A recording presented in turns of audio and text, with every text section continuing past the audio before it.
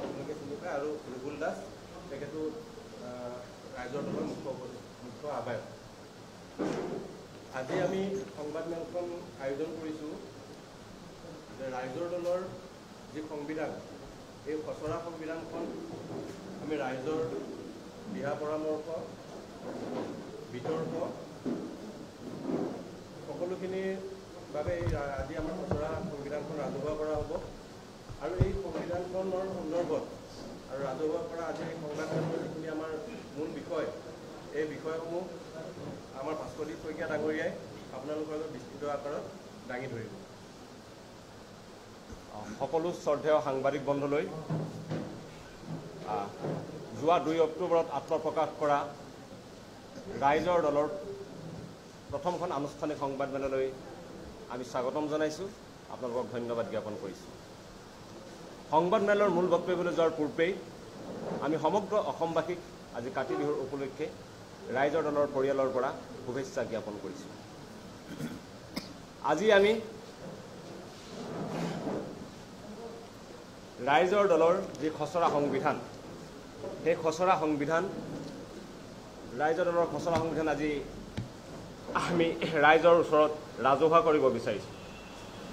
এইখন ৰাইজৰ দলৰ খচৰা সংবিধান, আৰু এই সংবিধান আজি অসমবাসী ৰাইজৰ মতামত আৰু পৰামৰ্শৰ বাবে ৰাজহুৱা কৰা হৈছে। অসমবাসীৰ পৰামৰ্শ আৰু মতামতৰ ভিত্তিতে এই খচৰা সংবিধান চূড়ান্ত কৰা হ'ব। অসমবাসীৰ ৰাইজৰ মতামত আৰু পৰামৰ্শৰ ভিত্তিত প্ৰয়োজন সাপেক্ষে সকলো সংশোধনী এই খচৰা সংবিধানত অনা হ'ব। আৰু এই খচৰা সংবিধানখনৰ ওপৰত সমগ্ৰ অসমবাসী ৰাইজে আমাক মতামত আৰু পৰামৰ্শ দিব বুলি আমি আশা প্ৰকাশ কৰিছোঁ।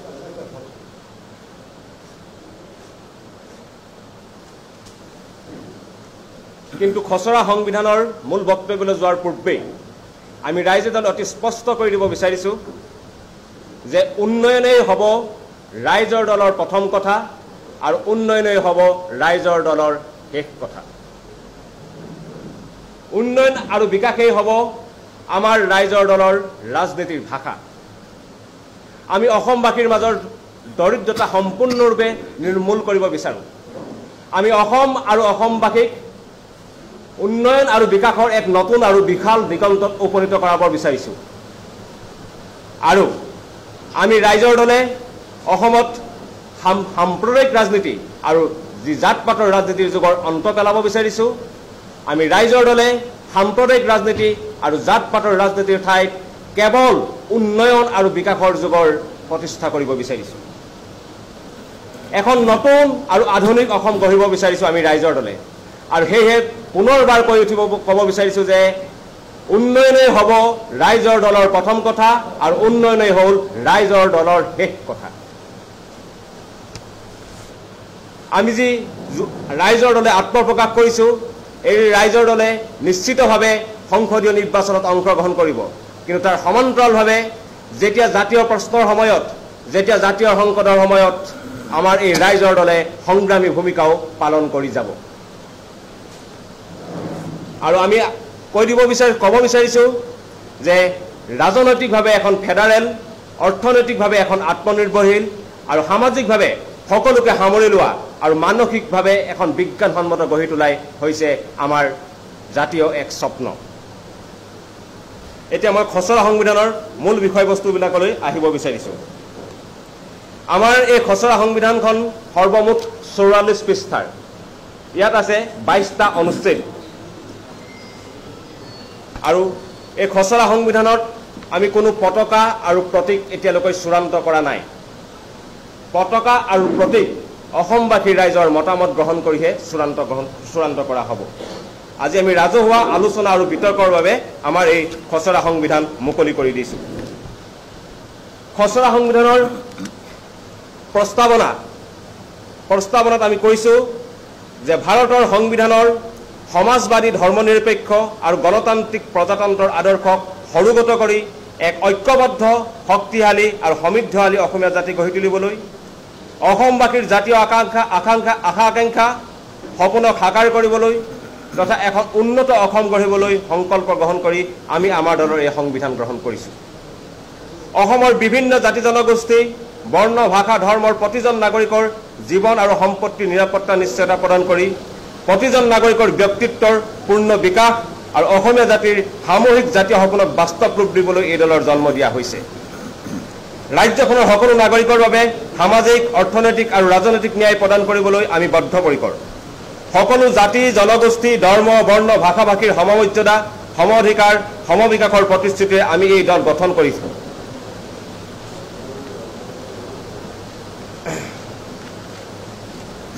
আমাৰ ২ নং অনুচ্ছেদত আছে আমাৰ লক্ষ্য আৰু উদ্দেশ্য। লক্ষ্য আৰু উদ্দেশ্যত আমি অতি স্পষ্টভাৱে প্ৰথমতে ক'ব বিচাৰিছোঁ যে ভাৰতৰ সংবিধানৰ প্ৰস্তাৱনাত ঘোষণা কৰা অনুসৰি দেশখনক প্ৰকৃতপক্ষতেই এখন সাৰ্বভৌম, সমাজতান্ত্ৰিক, ধৰ্মনিৰপেক্ষ আৰু গণতান্ত্ৰিক প্ৰজাতন্ত্ৰৰূপে বিকশিত কৰিবৰ বাবে আমি অহোপুৰুষাৰ্থ কৰিম।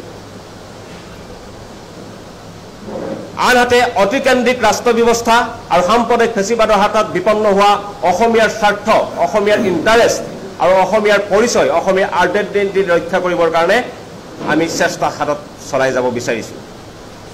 আমি ক'ব বিচাৰিছোঁ যে অসমৰ বাবে সাংবিধানিক বিশেষ ৰাজ্যৰ মৰ্যাদা লাভৰ বাবে সংগ্ৰাম আমি গঢ়ি তুলিম। ভাৰতৰ সংবিধানৰ ৩৭১ ক অনুচ্ছেদ অনুসৰি অসমৰ বাবে বিশেষ ৰাজ্যৰ মৰ্যাদা কঢ়িয়াই আনিবৰ কাৰণে আমি অংগীকাৰবদ্ধ হোৱাৰ কথা কৈছোঁ, আমাৰ যি লক্ষ্য আৰু উদ্দেশ্য। আপোনালোক সকলোৱে জানে যে নৰেন্দ্ৰ মোদী চৰকাৰে ২০১৪ চনত শাসনভাৰ অহাৰ পিছতেই ১৫ চনত অসমসহ ১২খন ৰাজ্যৰ বিশেষ ৰাজ্যৰ মৰ্যাদা কৰ্তন কৰি দিছে। এই বিশেষ ৰাজ্যৰ মৰ্যাদা কৰ্তনৰ ফলত অসমৰ উন্নয়ন প্ৰায় স্থবিৰ হৈ পৰিছে। কিন্তু সেইবাবে আমি ৰাইজৰ দলে আমাৰ লক্ষ্য আৰু উদ্দেশ্যত অতি স্পষ্টভাৱে ক'ব বিচাৰিছোঁ যাতে আমাক ৩৭১ ক অধীনত আমাক বিশেষ সাংবিধানিক বিশেষ ৰাজ্যৰ মৰ্যাদা দিয়ে। ৩৭১ কৰ পৰা ৩৭১ নিয়লৈকৈ যি সাংবিধানিক বিশেষ ৰাজ্যৰ মৰ্যাদা আছে, এই সাংবিধানিক বিশেষ ৰাজ্যৰ মৰ্যাদা কোনো চৰকাৰে কৰ্তন কৰিব নোৱাৰে। নৰেন্দ্ৰ মোদী চৰকাৰে ১৫ চনত আমাৰ বিশেষ ৰাজ্যৰ মৰ্যাদা কৰ্তন কৰি দিলে, আৰু সেইকাৰণে ৰাইজৰ দলৰ দাবী হ'ব যে সংবিধানৰ অন্তত আমাৰ ৩৭১ ক অনুচ্ছেদৰ অধীনত আমাক সাংবিধানিক বিশেষ ৰাজ্যৰ মৰ্যাদা প্ৰদান কৰিব লাগে, আৰু যি বিশেষ ৰাজ্যৰ মৰ্যাদা কোনো চৰকাৰে কেতিয়াও কোনো পৰিস্থিতিতে যাতে কৰ্তন কৰিব নোৱাৰে। আৰু যেতিয়া আপোনালোকে ৩৭১ ক অনুচ্ছেদৰ অধীনত আচলতে আমি মাটি আৰু সম্পদৰ ওপৰত অসমবাসীৰ বিশেষ অধিকাৰ থাকিব। এই মাটি আৰু সম্পদৰ ওপৰত অসমবাসীৰ বিশেষ অধিকাৰ সাব্যস্ত হোৱাৰ কথাটো বুজাইছে যে আমি অসমবাসীৰ মানুহৰ মাজত ইমান দিনে লুকাই থকা যি আত্মনিয়ন্ত্ৰণৰ আশা আকাংক্ষা, সেই আশা আকাংক্ষাক আমি আগবঢ়াই লৈ যাব বিচাৰিছোঁ। আমি লক্ষ্য উদ্দেশ্যত স্পষ্টভাৱে ক'ব বিচাৰিছোঁ যে আমি এখন বিদেশী মুক্ত অসম গঢ়ি তুলিব খোজোঁ। বিদেশী মুক্ত এখন গঢ়ি তুলিবৰ কাৰণে আমি সম্পূৰ্ণৰূপে সকলো ধৰণৰ প্ৰচেষ্টা আমি হাতত ল'ম। তাৰোপৰি অসম চুক্তিৰ ৬ নং দফাত উল্লেখিত সামাজিক, সাংস্কৃতিক আৰু ভাষিক সুৰক্ষাৰ কথাও আমি কোৱাৰ লগতে অসম চুক্তিত উল্লেখ নথকা অৰ্থনৈতিক আৰু ৰাজনৈতিক সুৰক্ষাৰ বাবে সাংবিধানিক, বিধানী আৰু আইনগত সুৰক্ষা কৱচ নিশ্চিত কৰাৰ উদ্দেশ্যৰ কথাও আমাৰ লক্ষ্য আৰু উদ্দেশ্যত স্পষ্টকৈ আমি উল্লেখ কৰিছোঁ। আমি আমাৰ সংবিধানৰ লক্ষ্য আৰু উদ্দেশ্যত অতি স্পষ্টকৈ ক'ব বিচাৰিছোঁ যে প্ৰস্তাৱিত দলটো গঠনৰ প্ৰধান উদ্দেশ্যবিলাকৰ ভিতৰত আছে ভূমি সংস্কাৰ, প্ৰধান উদ্দেশ্যবিলাকৰ ভিতৰত আছে কৃষি উৎপাদন ব্যৱস্থাৰ বৈপ্লৱিক পৰিৱৰ্তন, প্ৰধান উদ্দেশ্যৰ ভিতৰত আছে উদ্যোগ আৰু বাণিজ্যৰ ক্ষেত্ৰত নতুন যুগৰ সৃষ্টি কৰাৰ কথা। আমি ক'ব বিচাৰিছোঁ যে সামন্তীয় উৎপাদন ব্যৱস্থাৰ পৰিৱৰ্তন ঘটাই অসমৰ পথাৰসমূহত বছৰৰ সকলো সময়তে খেতি কৰাৰ পথাৰলৈ পৰিণত কৰি তাৰ বাবে আন্তঃগাঁথনি তৈয়াৰ কৰি ব্যৱসায়িক আৰু পেছাদাৰী উৎপাদন কৰি অসমৰ কৃষি ব্যৱস্থাৰ বৈপ্লৱিক পৰিৱৰ্তন কৰা। সমগ্ৰ অসমবাসীয়ে জানে যে আমাৰ পথাৰবিলাকত আমি দীৰ্ঘদিনে দাবী উত্থাপন কৰি থকাৰ পিছতো পথাৰবিলাকত আজিলৈকে জলসিঞ্চনৰ ব্যৱস্থা হোৱা নাই। অসমৰ যিমান খেতিপথাৰ আছে তাৰ কেৱল ৩% খেতিপথাৰতহে জলসিঞ্চনৰ ব্যৱস্থা আছে। আমি ক'ব বিচাৰিছোঁ যে আমাৰ ৰাইজৰ দলৰ উদ্দেশ্যই হ'ব যে অসমৰ সকলো খেতিপথাৰতে পৰ্যাপ্ত জলসিঞ্চনৰ ব্যৱস্থা কৰা, যাতে অসমৰ খেতিয়কে বছৰত ৩-৪বাৰ খেতি কৰি আমি নিজে স্বাৱলম্বী হ'ব পাৰোঁ। আৰু এইবিলাক কথা আমাৰ ৰাইজৰ দলৰ লক্ষ্য আৰু উদ্দেশ্যত আমি অতি স্পষ্টকৈ উল্লেখ কৰি দিব বিচাৰিছোঁ। আমি ক'ব বিচাৰিছোঁ যে থলুৱাৰ উৎপাদনৰ ওপৰত ভিত্তি কৰি স্থানীয় পুঁজি আৰু চৰকাৰী পুঁজিৰ সঠিক ব্যৱহাৰ কৰি উন্নয়নৰ এক বিকল্প আৰ্হিৰে এক জাতীয় উদ্যোগমালা গঢ়ি তোলা। এই যে কৈছো যে থলুৱা উৎপাদনৰ ওপৰত ভিত্তি কৰি স্থানীয় পুঁজি আৰু চৰকাৰী পুঁজিৰ সঠিক ব্যৱহাৰ কৰি উন্নয়নৰ এক বিকল্প জাতীয় উদ্যোগমালা গঢ়ি তোলা, এইটো যদি আমি সম্ভৱ কৰি তুলিব পাৰোঁ, আমাৰ যদি এই উদ্দেশ্য সম্ভৱপৰ হয়, তেনেহ'লে অসমৰ অৰ্থনীতিত এক আমূল পৰিৱৰ্তন হ'ব। আমি যি অসমৰ জাতীয় অৰ্থনীতি বুলি কৈ থাকোঁ, অসমৰ জাতীয় অৰ্থনীতিয়ে এক নতুন ৰূপ পাব। আৰু কেৱল জাতীয় অৰ্থনীতি নতুন ৰূপ পোৱাই নহয়, আপোনালোক সকলোৱে জানে যে অসমৰ প্ৰতিখন গাঁৱৰ আমাৰ সুঠাম যুৱক যুৱতী আজি বহিৰাজ্যত গৈ অতি সস্তীয়া শ্ৰমিকৰ কাম কৰিব লগা হৈছে। আজি লকডাউনত তেখেতসকল বহিৰাজ্যত কৰ্মৰত যুৱক যুৱতীসকল ঘূৰি আহিছে, কিন্তু অসমৰ চৰকাৰে তেখেতসকলক কোনো সংস্থাপন দিব পৰা নাই, সম্পূৰ্ণৰূপে বিফল হৈছে। আমি যদি এই জাতীয় উদ্যোগমালা গঠন কৰিব পাৰোঁ, এহাতেদি অসমৰ জাতীয় অৰ্থনীতি নদন বদন হৈ উঠিব, আৰু আনহাতে অসমৰ কোনো যুৱক যুৱতীয়ে আৰু চাকৰি বিচাৰি বহিৰাজ্যলৈ যাব নালাগিব। অসমৰ সকলো যুৱক যুৱতীয়ে অসমতে উপযুক্ত মৰ্যাদাসহ, উপযুক্ত পাৰিশ্ৰমিকসহ আৰু সম্পূৰ্ণ চাকৰিৰ সুৰক্ষিত চাকৰি লাভ কৰিব। আমি আমাৰ লক্ষ্য উদ্দেশ্যত অতি স্পষ্টভাৱে ক'ব বিচাৰিছোঁ যে গাঁৱলৈ ক্ষমতা বিকেন্দ্ৰীকৰণ কৰি আমি গ্ৰাম স্বৰাজ প্ৰতিষ্ঠাৰ কথা ক'ব বিচাৰিছোঁ। গ্ৰাম স্বৰাজ, মহাত্মা গান্ধীয়ে কৰি থোৱা গ্ৰাম স্বৰাজ, এই গ্ৰাম স্বৰাজ আমি আমাৰ লক্ষ্য আৰু উদ্দেশ্যত ৰাখিব বিচাৰিছোঁ। আৰু যদি এই গ্ৰাম স্বৰাজ আমি প্ৰতিষ্ঠা কৰিব পাৰোঁ, তেনেহ'লে অসমৰ গাঁওবিলাক স্বয়ংক্ৰিয়ভাৱে আত্মনিৰ্ভৰ হৈ উঠিব। আমাৰ গাঁওবিলাকৰ সম্পূৰ্ণৰূপে আমূল পৰিৱৰ্তন ঘটিব যদিহে আমি গ্ৰাম স্বৰাজ প্ৰতিষ্ঠা কৰিব পাৰোঁ।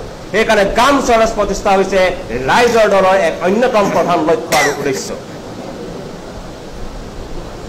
আৰু দলৰ উদ্দেশ্যত আমি সম্পূৰ্ণ স্পষ্ট কৰি দিব বিচাৰিছোঁ যে অসমখন থলুৱা অসমবাসীৰ নেতৃত্বত পৰিচালিত হ'ব। আৰু ইয়াত সকলো নাগৰিকৰ বাবে, সকলো ধৰ্মৰ, সকলো জাতিৰ, সকলো বৰ্ণৰ, সকলো ভাষাৰ নাগৰিকৰ বাবে সমান অধিকাৰৰ ব্যৱস্থা থাকিব।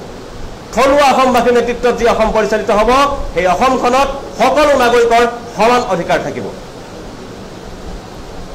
আৰু লক্ষ্য, আমি উদ্দেশ্যকেইটা আপোনালোক স্পষ্টকৈ কৈ দিছোঁ। মূল উদ্দেশ্য আপোনালোকৰ হাতত, সকলোৰে হাতত আমাৰ সংবিধানৰ প্ৰতিলিপি দিছোঁ, তাত আপোনালোকে ইয়াৰ সম্পূৰ্ণ ডিটেইলছবিলাক আপোনালোকে পাব। আমাৰ লক্ষ্যটো কৈ দিব বিচাৰিছোঁ।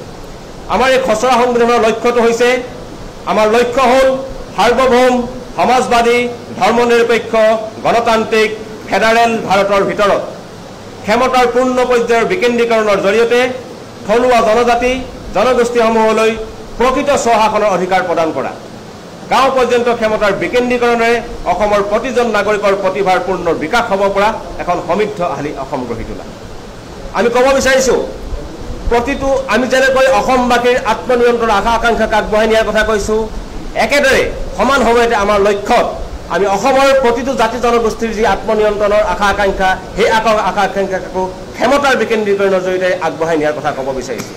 আমি ক'ব বিচাৰিছোঁ যে অসমৰ প্ৰতিখন গাঁৱলৈ আমি ক্ষমতাৰ বিকেন্দ্ৰীকৰণ কৰিব বিচাৰিছোঁ, আৰু এই বিকেন্দ্ৰীকৰণৰ জৰিয়তে অসমৰ প্ৰতিটো প্ৰান্তৰ, অসমৰ প্ৰতিখন গাঁৱৰ প্ৰতিজন নাগৰিকক এজন প্ৰতিভাপূৰ্ণ বিকশিত নাগৰিকক আমি কৰিব বিচাৰিছোঁ। এতিয়া আহিব বিচাৰিছোঁ আমাৰ এই খচৰা সংবিধানত থকা কৰ্মপন্থাত আমি ক'ব বিচাৰিছোঁ, ৰাইজৰ দল অসমৰ ৰাইজৰ স্বাৰ্থ ৰক্ষাকাৰী এটা প্ৰগতিশীল জাতীয়তাবাদী আঞ্চলিক ৰাজনৈতিক দল। আমাৰ দলে নিৰ্বাচনত অংশগ্ৰহণ কৰি, চৰকাৰ গঠন কৰি অথবা গঠনমূলক বিৰোধীৰ ভূমিকাৰে অসমৰ দীৰ্ঘদিনীয়া সমস্যাসমূহ সমাধান কৰিবলৈ যত্নবান হ'ব। তদুপৰি অসমৰ পৰিচয় আৰু স্বাৰ্থ ৰক্ষাৰ বাবে প্ৰয়োজন সাপেক্ষে ঐক্যবদ্ধ, শান্তিপূৰ্ণ, গণতান্ত্ৰিক জাতীয় ৰাজনৈতিক সংগ্ৰাম গঢ়ি তুলিব। এই জাতীয় ৰাজনৈতিক সংগ্ৰামখন যাতে অসমৰ সকলো জাতি, ধৰ্ম, বৰ্ণ, ভাষাৰ জনগণে অংশগ্ৰহণ কৰিব পাৰে, তাৰ বাবে সকলোকে ঐক্যবদ্ধ কৰাৰ উদ্যোগ লোৱা হ'ব। আমাৰ দলে অসম আৰু অসমবাসীৰ স্বাৰ্থৰ বিপৰীতে কেন্দ্ৰীয় চৰকাৰে জাপি দিয়া সকলোবোৰ অগণতান্ত্ৰিক সিদ্ধান্তৰ বিৰোধিতা কৰিব। অৰ্থাৎ আমি কৰ্মপন্থাত স্পষ্টভাৱে ক'ব বিচাৰিছোঁ যে ৰাইজৰ দলে সংসদীয় নিৰ্বাচনত অংশগ্ৰহণ কৰিব, সংসদীয় পদ্ধতিৰে চৰকাৰ গঠন কৰি বা সক্ৰিয় বিৰোধী ভূমিকা পালন কৰি বিধানসভা বা সংসদৰ মজিয়াত যিমানবিলাক ভূমিকা পালন কৰিব লাগে সকলোবিলাক ভূমিকা পালন কৰিব। কিন্তু কেৱল ইয়াতেই ৰাইজৰ দলৰ কৰ্মপন্থা সীমাবদ্ধ হৈ নাথাকে। প্ৰয়োজন সাপেক্ষে অসমৰ জাতীয় প্ৰশ্নত প্ৰয়োজন সাপেক্ষে জাতিৰ সংকটৰ মুহূৰ্তত ৰাইজৰ দলে ৰাজপথৰ সংগ্ৰামো কৰি যাব এই কথা আমি কৰ্মপন্থাত অতি স্পষ্টভাৱে উল্লেখ কৰিব বিচাৰিছোঁ এতিয়া আহিব বিচাৰিছোঁ সদস্য ভৰ্তি যেহেতু সংবিধানখন 44 পৃষ্ঠাৰ ইয়াত 22টা অনুচ্ছেদ আছে আমি গোটেইখিনি ইয়াতে পাঠ কৰি দিয়া সম্ভৱপৰ নহ'ব গতিকে মূল আৰু গুৰুত্বপূৰ্ণ বিষয়কেইটা আপোনালোকক জৰিয়তে আমি ৰাইজলৈ আগবঢ়াই দিব বিচাৰিছোঁ যে সদস্য ভিত্তিত আমি কোৱা হৈছে যে 18 বছৰ বা তাতকৈ বেছি বয়সৰ অসমৰ স্থায়ী বাসিন্দাৰ লগতে প্ৰবাসী অসমীয়াসকল ইয়াৰ সদস্য হ'ব পাৰিব কিন্তু তাৰ বাবে তেনে লোক আন কোনো ৰাজনৈতিক দল বা সাম্প্ৰদায়িক সংগঠনৰ সৈতে যুক্ত হৈ থাকিব নোৱাৰিব সদস্য দুই প্ৰকাৰৰ হ'ব প্ৰাথমিক সদস্য আৰু সক্ৰিয় সদস্য আকৌ তিনি প্ৰকাৰৰ হ'ব সক্ৰিয় সদস্যত থাকিব অংশকালীন কৰ্মী সক্ৰিয় কৰ্মী আৰু সৰ্বক্ষণৰ কৰ্মী আৰু কেৱল সক্ৰিয় সদস্যহে নিৰ্বাচনত অংশগ্ৰহণ কৰিব পাৰিব আনহাতে দলৰ প্ৰশিক্ষণ নকৰাকৈ কাকো সদস্য পদ দিয়া নহ'ব অৰ্থাৎ আমি যিসকল ৰাইজ দলৰ সদস্য কৰিব বিচাৰিছোঁ তেখেতসকলক সিৰিয়াছলি তেখেতসকলে যে আমাৰ দলৰ আদৰ্শ দলৰ সংবিধান দলৰ লক্ষ্য উদ্দেশ্য যাতে বুজি পায় তাৰ প্ৰতি তেখেতসকল যে আত্মোৎসৰ্গীকৃত হয় তাৰ কাৰণে তেখেতসকলৰ প্ৰশিক্ষণৰ ব্যৱস্থা কৰা হ'ব কেৱল দলৰ সদস্য বহোৱাৰ নামত যাকে তাকে ইয়াৰ দলৰ সদস্য পদ দিয়া নহ'ব যিসকল সদস্য হ'ব তেখেতসকলৰ বাবে প্ৰশিক্ষণ বাধ্যতামূলক কৰা হ'ব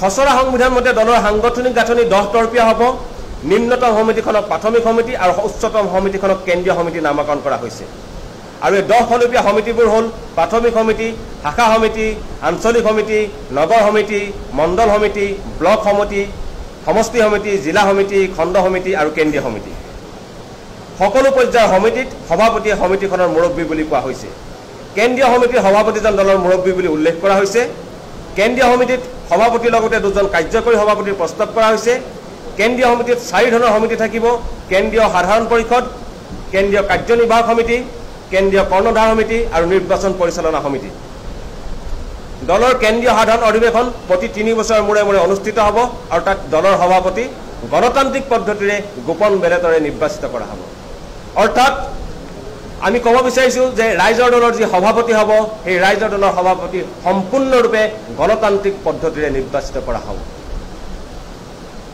একেদৰে দুজন কাৰ্যকৰী সভাপতিও নিৰ্বাচিত হ'ব সৰ্বোচ্চ 230 জন সদস্যৰ কেন্দ্ৰীয় কাৰ্যনিৰ্বাহক গঠন কৰিব কেন্দ্ৰীয় কাৰ্যনিৰ্বাহকে কৰ্ণধাৰ সমিতি গঠন কৰিব তদুপৰি দলৰ বিভিন্ন ভাতৃ ভগ্নী সংগঠন বিভিন্ন সমিতি সংবাদপত্ৰ মুখপত্ৰ ৱেবছাইট ছ'চিয়েল মিডিয়া পৰিচালনা গোট থাকিব আৰু পুঁজি সন্দৰ্ভত আমি অতি স্পষ্ট কৰি দিব বিচাৰিছোঁ খচৰা সংবিধানখনত ৰাইজৰ পৰা দান বৰঙণি সংগ্ৰহ কৰা হ'ব নিৰ্বাচনী আয়োগৰ বিধি অনুসৰি বিভিন্ন অনুষ্ঠান প্ৰতিষ্ঠানৰ পৰা বৰঙণি সংগ্ৰহ কৰা হ'ব আৰু দলৰ সদস্যসকলৰ পৰা সদস্য ভৰ্তিৰ বৰঙণিৰ উপৰিও দান বৰঙণি গ্ৰহণ কৰিব পাৰিব কোনোবা যদি দলৰ বিধায়ক বা সাংসদ নিৰ্বাচিত হ'লে দৰমহাৰ 20% আৰু পেঞ্চনৰ 10% দলৰ পুঁজিত জমা দিব লাগিব ৰাইজৰ দলৰ যিসকল বিধায়ক আৰু সাংসদ নিৰ্বাচিত হ'ব তেখেতসকলে দৰমহাৰ 20% আৰু পেঞ্চনৰ 10% দলীয় পুঁজিত জমা দিব লাগিব দলৰ কৰ্মী যদি চৰকাৰী বা বেচৰকাৰী চাকৰিয়াল বা ব্যৱসায়ী হয় বা ভাল উপাৰ্জন থাকে তেন্তে দলৰ পুঁজিলৈ মাহেকীয়া বৰঙণি আগবঢ়াব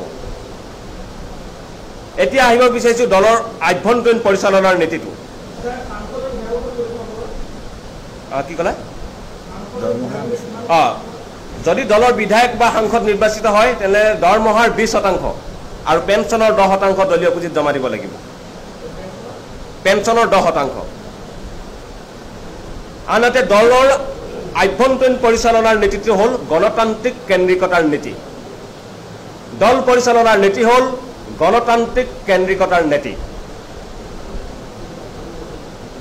ইয়াত অতি স্পষ্টভাৱে কৈ দিব বিচাৰিছোঁ যে ব্যক্তি সমিতিৰ অধীন কোনো ব্যক্তিগত সিদ্ধান্ত কোনেও দলৰ ওপৰত জাপি দিব নোৱাৰিব সেয়া লাগিলে সভাপতিয়ে হওক বা দলৰ অন্য তৃণমূল পৰ্যায়ৰ কৰ্মীয়ে হওক কোনো ব্যক্তিগত সিদ্ধান্ত কোনেও দলৰ ওপৰত জাপি দিব নোৱাৰিব সভাপতিকে ধৰি দলৰ যিকোনো পৰ্যায়ৰ নেতাকৰ্মীয়ে গণতান্ত্ৰিকভাৱে সকলোকে লগত লৈ আলোচনা বিলোচনাৰ মাজেৰে দল পৰিচালনা কৰিব সংখ্যালঘু সংখ্যাগুৰুৰ অধীন দলৰ কোনো এটা প্ৰস্তাৱ বা সিদ্ধান্ত গ্ৰহণ কৰাৰ সময়ত সকলোৱে মতামত দিব পাৰিব আলোচনা কৰিব সমালোচনা কৰিব আৰু যদি মতানৈক্য দেখা দিলে সংখ্যাধিক্যৰ ভিত্তিত সিদ্ধান্ত গ্ৰহণ কৰা হ'ব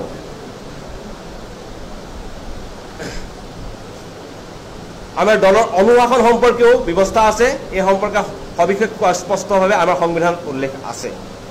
এইখিনি আছিল আমাৰ খচৰা সংবিধানৰ মূল ৰাইজক জনাবলগীয়া বিষয়। আৰু আমি অতি স্পষ্ট কৰি দিব বিচাৰিছোঁ যে এইখন এখন খচৰা সংবিধান। এই খচৰা সংবিধানখন আজি আমি ৰাইজৰ মাজত মুকলি কৰি দিব বিচাৰিছোঁ। আমাৰ ৱেবছাইটত আপোনালোকে সংবিধান উপলব্ধ পাব। আপোনালোকে আমাৰ হোৱাটছআপ নম্বৰ ঘোষণা কৰিব, সেই হোৱাটছআপ নম্বৰটো আপোনালোকে সংবিধান পাব। সকলো ৰাইজে এই সংবিধান সম্পৰ্কত মতামত দিব পাৰিব, পৰামৰ্শ দিব পাৰিব। তেখেতসকলৰ কিবা যদি আপত্তি আছে সেই আপত্তি জনাব পাৰিব। আৰু সকলো ৰাইজৰ মতামতক লগত লৈহে আচলতে ৰাইজৰ দলৰ এই খচৰা সংবিধানখন চূড়ান্ত কৰা হ'ব। গতিকে আমি সকলো ৰাইজৰ পৰা ইতিবাচক সঁহাৰি খচৰা সংবিধানৰ ক্ষেত্ৰত আশা কৰিছোঁ। আৰু পুনৰবাৰ স্পষ্ট কৰি দিব বিচাৰিছোঁ যে উন্নয়নেই হৈছে ৰাইজৰ দলৰ প্ৰথম কথা আৰু উন্নয়নেই হৈছে ৰাইজৰ দলৰ শেষ কথা। আমি এইবাৰ অসমত সাম্প্ৰদায়িক ৰাজনীতি, আমি এইবাৰ অসমত জাত পাতৰ ৰাজনীতিৰ যুগৰ অন্ত পেলাব বিচাৰিছোঁ। আমি এইবাৰ অসমত উন্নয়ন আৰু বিকাশৰ ৰাজনীতিৰ যুগ আৰম্ভ কৰিব বিচাৰিছোঁ। আমি ৰাইজৰ দলে এখন নতুন আৰু আধুনিক অসম গঢ়িব বিচাৰিছোঁ। পুনৰবাৰ কৈ দিব বিচাৰিছোঁ, কেৱল উন্নয়ন আৰু বিকাশেই হ'ব ৰাইজৰ দলৰ ৰাজনীতিৰ ভাষা। সমগ্ৰ অসমবাসীৰ মাজত দৰিদ্ৰতা আমি নিৰ্মূল কৰিব বিচাৰিছোঁ আৰু সমগ্ৰ অসম আৰু অসমবাসীক উন্নয়নৰ এক নতুন আৰু বিশাল দিগন্তত উপনীত কৰাব বিচাৰিছোঁ। এয়াই আমাৰ শেষ কথা। সেইকাৰণে আমি মূল মন্ত্ৰ হিচাপে লৈছোঁ যে উন্নয়নেই হৈছে ৰাইজৰ দলৰ প্ৰথম কথা আৰু উন্নয়নেই হৈছে ৰাইজৰ দলৰ শেষ কথা। মই এতিয়া আমাৰ সংবাদমেলত উপস্থিত থকা আমাৰ অন্যতম মুখ্য আহ্বায়ক ৰুবুল দাসক তেখেতৰ দুআষাৰ বক্তব্য ৰাখিবলৈ অনুৰোধ জনাইছোঁ। সাংবাদিক বন্ধুসকল, ইতিমধ্যে আমাৰ মুখ্য আহ্বায়ক জিতুল ডেকা আৰু ভাস্কৰী শইকীয়া ডাঙৰীয়াই খচৰা সংবিধান সম্পৰ্কত ৰাইজৰ মতামত, আলোচনা আৰু সুস্থ বিতৰ্কৰ কামনা কৰিছে। আমি সকলো অসমবাসী ৰাইজক বিনম্ৰভাৱে আহ্বান জনাইছোঁ। ৰাইজৰ দল যিহেতু ৰাইজৰ বাবে গঠন কৰা, ৰাইজৰ নিজেই গঠন কৰা এটা ৰাজনৈতিক দল। আমাৰ যোৱা 2 তাৰিখৰ দিনা দল গঠন কৰাৰ সময়তেই আমাৰ যি মূল মন্ত্ৰ, গাঁৱলীয়া বাটেৰে লুইতৰ ঘাটেৰে অসমজনী জগত খোৱালৈ যাব, এই মহামূল মন্ত্ৰৰে আমি আগবাঢ়িছোঁ। গতিকে আমি আজি ৰাইজৰ দলৰ খচৰা সংবিধান ৰাইজৰ জ্ঞাতাৰ্থে আমি মুকলি কৰি দিছোঁ। আমি সকলো অসমবাসী ৰাইজৰ পৰা সুস্থ বিতৰ্ক, আলোচনা বিলোচনা আৰু মতামত আমি বিনম্ৰভাৱে কামনা কৰিছোঁ। এই সম্পৰ্কত ৰাইজে আমাৰ যি ৱেবছাইট www.raijordol.org, মই আকৌ কৈ দিছোঁ, ৰাইজৰ দলৰ যি ৱেবছাইট www.raijordol.org, এই ৱেবছাইট আৰু আমাৰ যি ৰাইজৰ দলৰ হোৱাটছআপ নম্বৰ 7099099009। মই আকৌ এবাৰ কৈ দিছোঁ, আমাৰ যি হোৱাটছআপ নম্বৰ 709909900909, এই নম্বৰত সমূহ অসমবাসী ৰাইজক আমাৰ খচৰা সংবিধান সম্পৰ্কত, আমাৰ লক্ষ্য উদ্দেশ্য সম্পৰ্কত নিজৰ মতামত, আলোচনা বিলোচনা আৰু সুস্থ বিতৰ্কৰ আমি কামনা কৰি ৰাইজলৈ পুনৰবাৰ খচৰা সংবিধানৰ আগবঢ়ালোঁ। ধন্যবাদ।